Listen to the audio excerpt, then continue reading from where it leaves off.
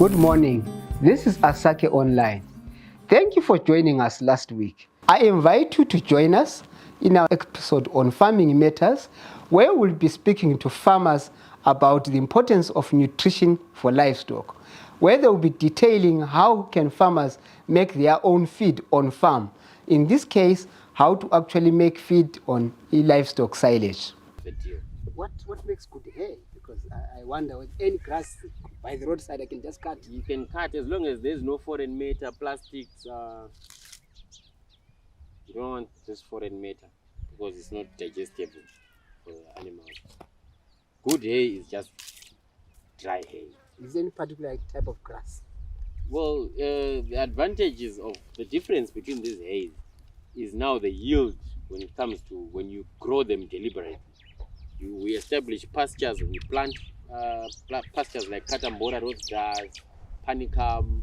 You know, those ones will give you more volume and they are more palatable than our thatching grass.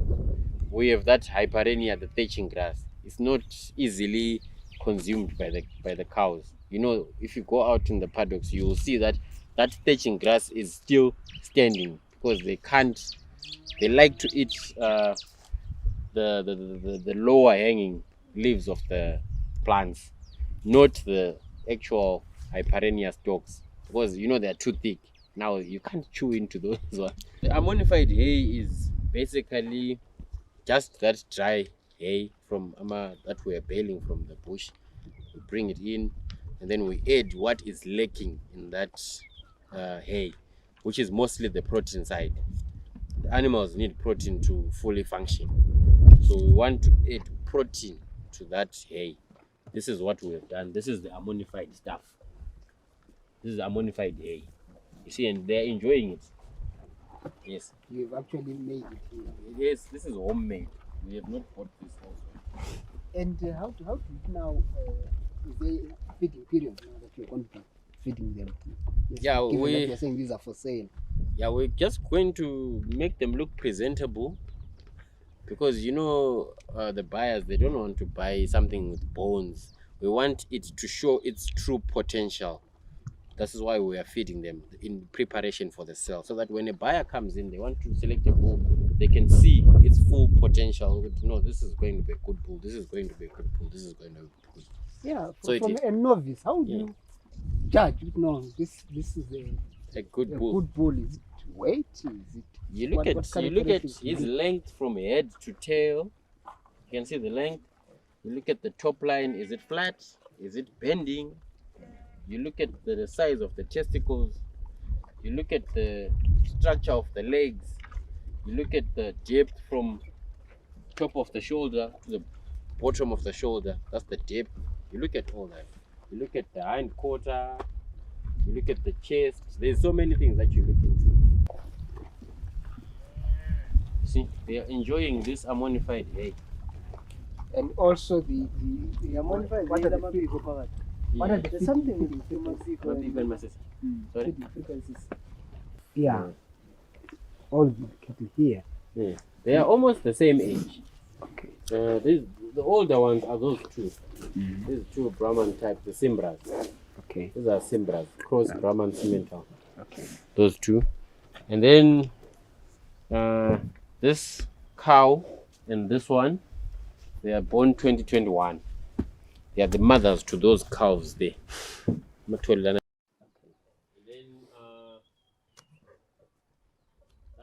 2021. Same year, Lama cows like this cow. This bull is the 2021 bull. And as show cattle, are these already going to be available for sale? Not these ones, but we have females and bulls available for sale, like those bulls that you saw on that end, and some females also. We'll have some for the sale. So this is just particularly for the sale. After the sale, we stop feeding them like this. They go out and start fending for them. Right. Now, what is the difference when you feed them actually for the show? unlike the other feeding that is there. This is more like a fattening program, pen fattening program, which is different from a survival or a maintenance program. Because when we are doing maintenance, we are just giving them a certain amount of feed a day. But when we are doing fattening, we give them ad lib. We don't measure, we just pour it in, and it must always be there. So it must eat whenever it feels like it wants to eat. That's the difference. So the purpose there And we're giving them a high energy diet. to gain weight. To gain weight and to look presentable like this. It's mostly a weight thingy, a weight game. Weight, milk production, fertility. These guys are fertile. Like I'm saying, she's a 2021 cow. She's already got a cow-fed foot. You see, these are 2020. These two, they are born 2020. They are pregnant for the second time. They are almost about to calve. We've weaned their calves successfully. They are there, and now they are pregnant again. They'll be calving anytime soon. So fertility-wise, these guys will do the job. And weight, they will still give you the weight. He's less than 2 years old now, but he's already above 700 kgs. That people want in their feedlots, because they'll give you the weights that make your money at the end of the day. Would you also say this breed is in a way, or would I say drought tolerant, or it's actually useful when it's well adapted? Yes, I wouldn't say drought tolerant, but it's well adapted to our harsh conditions. For your own information, the first head of Simmental that came to Africa in 1895 are in Namibia. They landed in Namibia in the desert, and they've adapted well there. Check the Namibian the Namibian beef industry. Simmental is well adapted. Check the South African side, it's well adapted. In Zimbabwe, they are surviving in Matabeleland South, here in Escotini. This is the harshest of the conditions that you can find in Zimbabwe. I believe it's natural region 5. So if they can survive in natural region 5, they should do better elsewhere. So then we also, as you say, it's ideal for pen feeding as well. Yeah, these are very highly sought after cattle because they are heavy. In pen fattening, the game is all about weights. You want heavy animals in the feedlot because you want to make the cages. The cages are the ones that give you your money. If you bring in a light animal, it will not give you as much money as a heavier animal. Yes, and these guys will convert feed better than any of our indigenous breeds. Yes. Minimum 3,500. A bull is half your head. Minimum 1.5.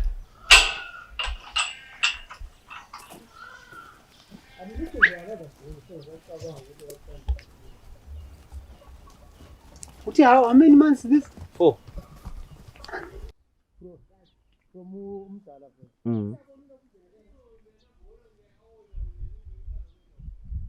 What we advise and encourage farmers is, after you've cut this, after you've dug out what you want for your daily requirements, cover the pit and seal it off. But what I know is that it will not rot. Between now and tomorrow morning, when they come back to dig more for tomorrow, this will still be like this. Is this largely only for cattle, or you could feed sheep, goats you can feed. As long as they are all ruminants, you can feed them.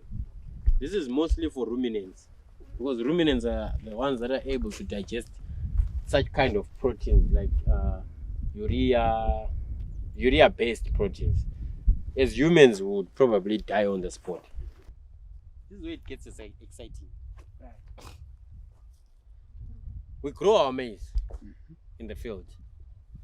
And step number one is to establish a crop. And we've established a crop, be it maize, be it sorghum, be it oats, leb, lucerne, whatever you want to establish.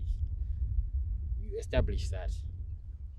It gets to full maturity. It has matured. and it now has a moisture content of around 60 to 70%. Now it means it's ready to harvest.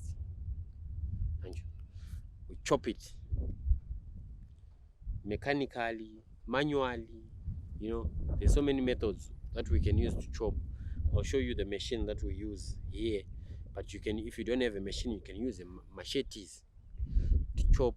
You can just buy those small Chinese grinders, just do it depending on your capacity. Also, once we have chopped it in the fields, we bring it to this pit. You remember I was talking about how to determine our pit size. Yes. So after we've done all that, during establishment of our crop, we must be working on digging our pits. We can hire an excavator, we can hire some guys to come and dig it out, whichever. Once that's done, we are chopping our maize. It's coming in. Let's assume we've grown maize. It's coming in. Keep putting in. So we're now filling our pit. Green maize, yes. At maturity stage with around 60 to 70% moisture. We are now filling our pit. So during filling of our pit, we are filling and compacting. Filling and compacting. And adding the additives that we want to add. Be it those what you call premixes that are sold in town with our phosphorus, you know, the elements, those. So we're adding, if you want to add molasses, we are adding as we fill. We are adding all that as we go. We're adding as we go. Up until we reach the top. What are you adding these other additives you talk about? Phosphorus, you know, those minor micro elements, yes, right. that they are required by the body for our vitamins and whatnot. So that is what we are adding, isn't it? After that, we have already made a complete feed. It's already complete. And isn't we're compacting during our filling? Compacting. We reach the top, our maize is finished, everything is done. We are satisfied with what we have done. We have compacted for the last time. And then now we add our plastic. And then we take our soil, we add our soil on top. And then we put more weight. Because what we want to do is just keep putting weight on top to increase. In case there's those pockets that were left out during compaction, those pockets will be, that air will be pushed out by this soil and these tires. These are just putting more weight. If you come back after a few weeks, you will see that there's more compaction still taking place. Yes. Now, what's the difference now between this type of fish that you have created here and the one that you've made? Okay.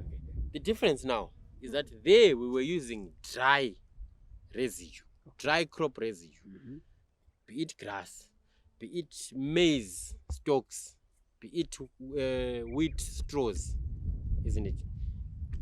All that we can use to do the ammonification side. Okay. And then here we are working with green crops, green stuff, 60 to 70% moisture. You remember?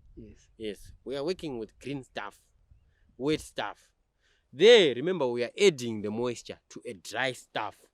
We are diluting our urea and our water, and then we are adding it to the dry stuff. But here, we are not adding any urea. Here, we are just going, if you want to add mabiko, now, that is bonus. But here, we are making a complete feed as it is. So, is there a variation in terms of the nutritional value of the two? The nutrition comes out almost the same. Yes. What then is an advantage for the farmer to actually do? Go with the grass or go with the green? Well, you can go with both. It's a big advantage if you go with both, because during the green season, the rainy season, you can grow your maize, isn't it? Right. You can grow your crops and take advantage of the rain. After that, you can make your silage. And then when we get into the dry period, we bale and collect the grass out there, and then we can make that, you see. But it also seems very labor It's labor intensive. That's Right, yeah. true. But it's worth the labor. It's worth the effort at the end of the day. You've got to put in the work. There's nothing that, like on a farm, there is no work that is done by someone sitting down. Everything that is done on the farm requires people to put in an effort and work. Yes. Be it growing the maize, people must get into the field. Be it harvesting the maize, people must get into the field. Yes. So there is always some work to be done. Interesting, Richard. You are a young person. Yes. What has been the motivation for you to actually, go into farming? Given that we note that many young people, farming is not the number one option. Okay. Well, can it be? Yes, it should be. It should be, not can it be. Because me having been born on the farm and having grown up on a farm all my life, I went to school and I studied agriculture. That is the only thing I've known all my life. And I've lived a life that is fulfilling. I cannot complain about the life that I've lived. My old men and in fact, my parents have been able to provide that kind of life through farming. So I guess, why should I be a pioneer in my own path when there is already a path that has been pioneered by, and it's working? So for me, this is where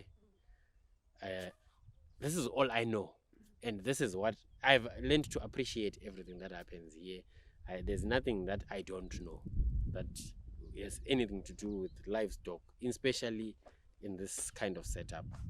So my inspiration has always been my dad. He has been a farmer for a very, very long time, and he's one of the most experienced guys that I know around the region. So he has been that pillar in my life. He has pushed me. He has been my torch. Climate change Okay. is having an impact really on agriculture. Yes. Here in your farm, would you say that you have seen this impact, and what have you done, if so, to actually cope with it? As a farmer, because I see you prepare your own feed and you also raise crops. Yes. What we have done, climate change has changed a lot. Our rainfall that we usually used to get has changed in a big way.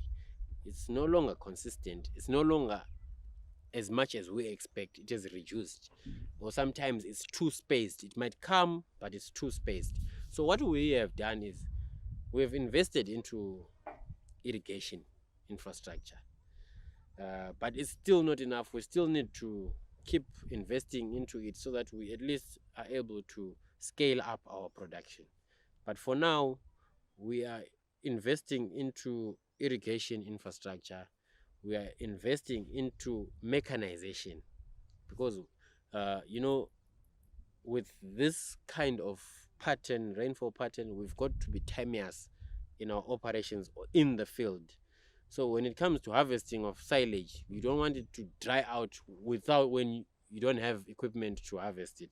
So we are investing a lot into irrigation infrastructure so that we are able to grow our own crops without having to wait for the rains to come. Number two, we are investing also into our mechanization side. Tractors, silage choppers, planters, that kind of equipment is something that gets a farm to run smoothly. Without all that equipment, a farm is almost stagnant. And do you see any opportunity yet to actually innovate, your operations?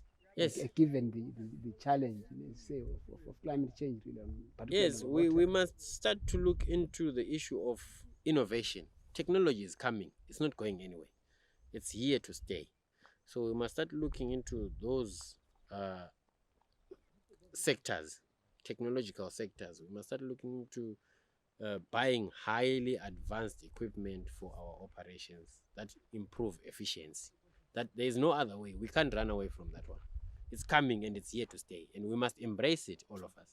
We are covered nutritionally.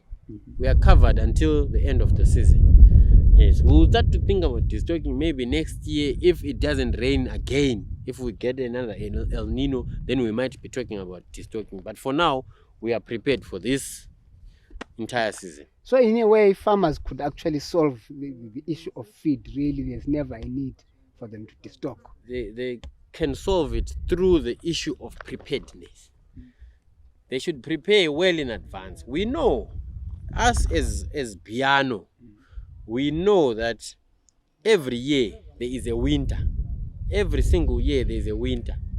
And so for us to be able to go through those winters, we prepare a year before. We grow our crops, we grow a lot of silage stuff, fodder, in preparation for the following year. Like I mentioned, that this ammonification, this one, we did it last year in August, September, in preparation for this year. We only opened this year to start feeding. Yes. And if it so happens that it runs out, we are bailing. We will bring in more bales and we will do it again. And in preparation for the following season. So we are always preparing for the following year. So we don't want to start preparing today for tomorrow. No, we prepare yesterday for tomorrow. So the code of a farmer is to be prepared. It's preparedness. You must be prepared. If you don't prepare, you find yourself spending money in town. You spend a lot of it in town. Great. Also, because you keep livestock and you do off-takes of your livestock for breeders and to want to breed. Is there any future opportunity that you do value addition? We are looking into possibly the route of pen fattening in the near future, but only after we have fully utilized our lands in terms of nutritional requirements, because we are trying to clear out some more land so that we grow more crops. We want to avoid the issue of having to buy feed to sustain that pen fattening operation. It's an operation that we are going to be doing, but we are going to be doing it through our own feed production. So, in a way, we have never bought any feed. We have bought feed. Mm-hmm. We have. Or when bought did feed. you last buy feed? It's been a long time. Okay. We have bought feed before we got into all this, but now that we are into this, did you making a comparison? That's when you bought feed and when you made your own. What kind of savings did you actually realize? Like I had mentioned before, that it's this nutrition side of the business. It will probably take up about 80% of our costs. Yes, so if we are to make your own feed, you are probably now cutting that down by around 45 to 50%. Yes. Because remember, when you're making this or your own feed, you're also going through some kind of costs that you're going through. Right. Yes. I want to believe that you are making the silage for your own livestock. Yes. But is there opportunity that you would even sell? No. Make for sale, or is no for your own? Selling, we are not yet there. We are not yet selling. Maybe in the future, but not now. I can't rule it out, the possibility. Yeah, we might decide maybe let's grow some maize and sell silage to other people. But for now, we are still trying to satisfy our needs. We are not yet there. Our needs are not yet satisfied, but very soon we'll be satisfied. What about the issue of diseases, for livestock? How are you dealing with that? Yeah, the diseases side is mostly a management issue. Okay.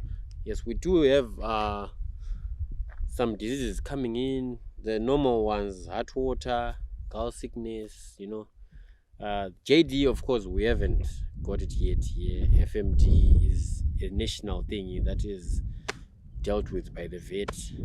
Even the JD is also dealt with by the vet. But so far, so good. In this area, we haven't had any issues. We just try to manage our cattle dipping. We aggressively dip them, routinely dip them on a weekly basis. We do our vaccinations on time, our dosing on time. So mostly the management side of it is I think it's up to scratch. Yeah, so you do it here within farm because, Yes, like we I'm do saying, it. We so do your it. cattle are actually restricted. You don't allow any other. You know, No, you don't mix your cattle don't forage out. Yeah, we've fenced off the entire property, so there's no cattle coming in. There's no cattle going out. They are all within the premise. They're not mixing with other heads. So I think on the health side of things and the biosecurity side, we are up to scratch.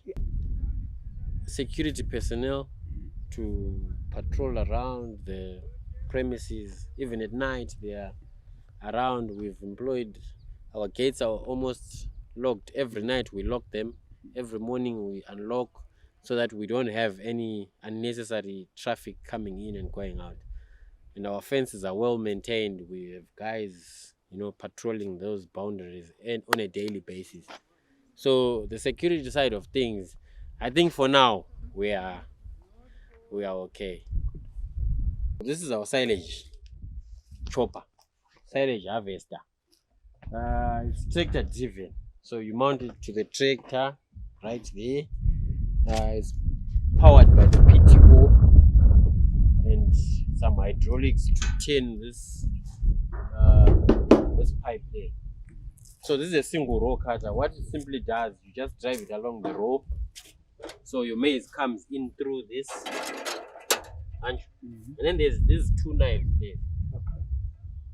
They will cut the stalk at the bottom, and then they pull in that stalk. Once it's cut, it falls onto this table.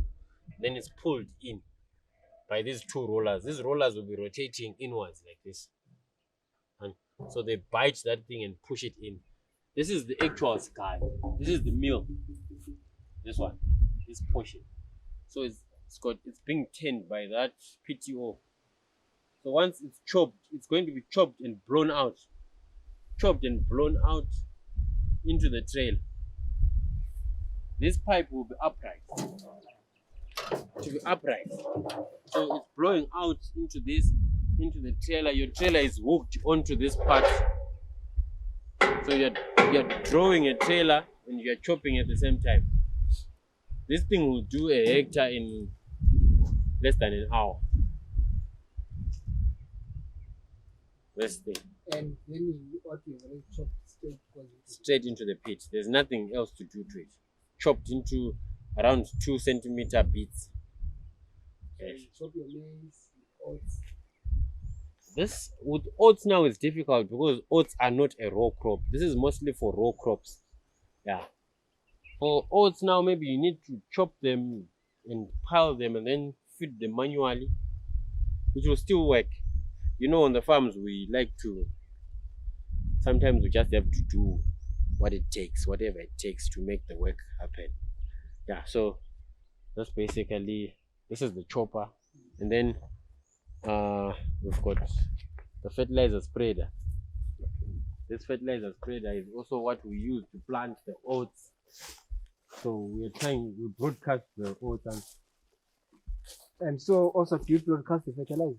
Yeah, That's the hope. We broadcast everything. When we're doing oats, we broadcast fertilizer and the seed. So this is what we use to plant.